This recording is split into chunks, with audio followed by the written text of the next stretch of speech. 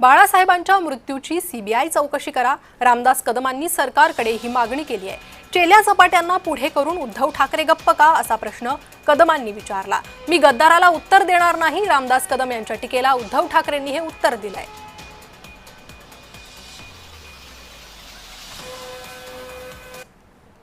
माझ्या मनाला घुसणार नाही, पण जर का तुम्ही अशा पद्धतीनं मला खोटं ठेवत असाल, त्या डॉक्टरांना खोटं ठेवत असाल, तर मला देखील न्यायालयामध्ये जायला लागेलच। नव्हे त्याच्या आधी मला चौकशी करायला लागेल। मी सीबीआय चौकशी मागेन या सगळ्या घटनेची, आणि येऊ दे उद्धव साहेबांना पुढे सांगायला। कारण मी होतो तिथं कुठल्या बाकड्यावर झोपत होतो। तुला आता कावीळ झाले, तुला दिसत असावे बाबा। मी गद्दार आणि नमक हरामाला उत्तर देत नाही।